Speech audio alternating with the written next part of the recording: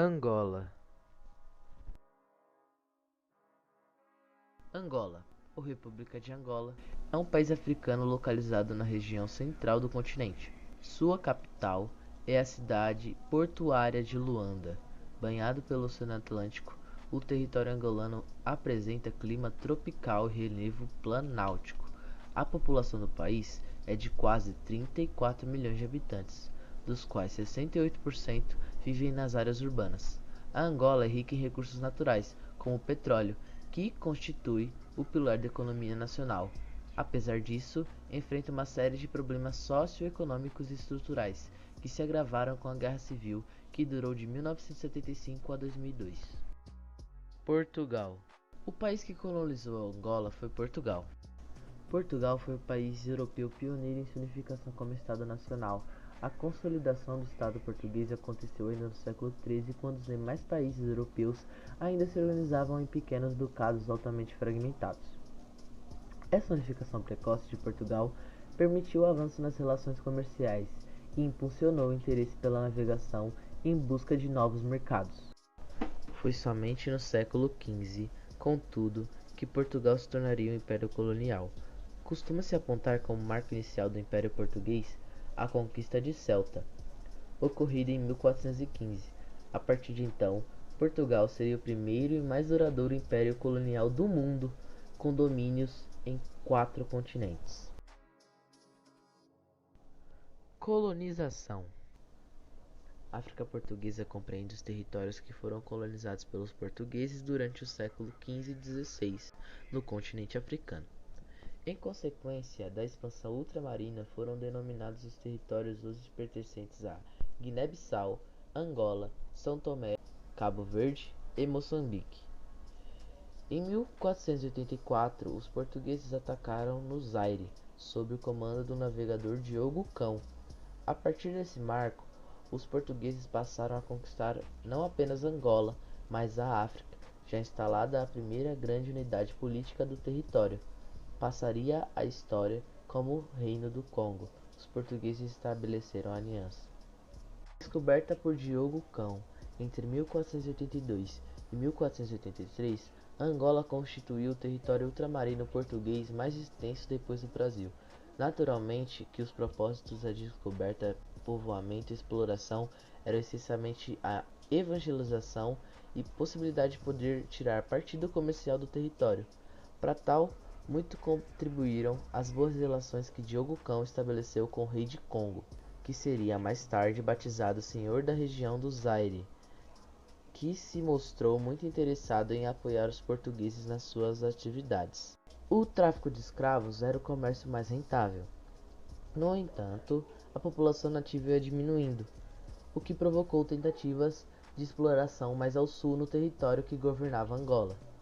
Aqui, como a densidade populacional era maior, os resultados praticados tornaram-se mais visíveis. Passou a constituir um ponto geográfico estratégico nas rotas comerciais, quer orientais, quer do Novo Mundo. Paulo Dias de Novaes foi o primeiro governador de Angola e, por altura de sua governação, implantou-se o regime de capitanias, que trazia em si o germe da vontade de delimitação do território, do seu povoamento e das consequentes explorações. Os comerciantes de São Tomé eram os principais interessados tanto na exploração do Reino do Congo como a de Angola. Assim, a maior atenção recaiu evidentemente no comércio de escravos. Aliciados pelo comércio atrativo, os colonos foram se estabelecendo no território, primeiro de uma forma incipiente, que depois foi se tornando racional e começaram a dotá-lo de infraestruturas de apoio, como foi o caso de construção de fortalezas. Nos finais do século XVII, promoveram-se campanhas militares tanto no território litoral como no interior, acentuando-se dessa forma o domínio português. No século XVIII, procurou-se explorar sistematicamente o interior do território com objetivos comerciais e militares. Angola era economicamente próxima quando Pombal tomou o poder. Decretou a abolição do monopólio da coroa e o comércio livre para todos os portugueses. Fomentou-se a agricultura, o comércio e a indústria.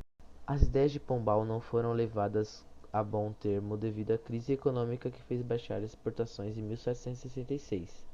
O comércio da colônia entrou em declínio, embora se mantivesse de escravos.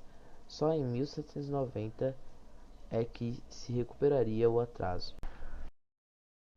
A ideia da abolição da escravatura ia ganhando corpo e a sua concretização com a política liberal provocou uma profunda alteração no comércio angolano. Porém, a total abolição do comércio de escravos foi um processo demorado e penoso devido aos atos continuados encobertados de tráfico. Esses só viriam desaparecer em 1842, se bem que a escravatura fosse uma realidade até 1869.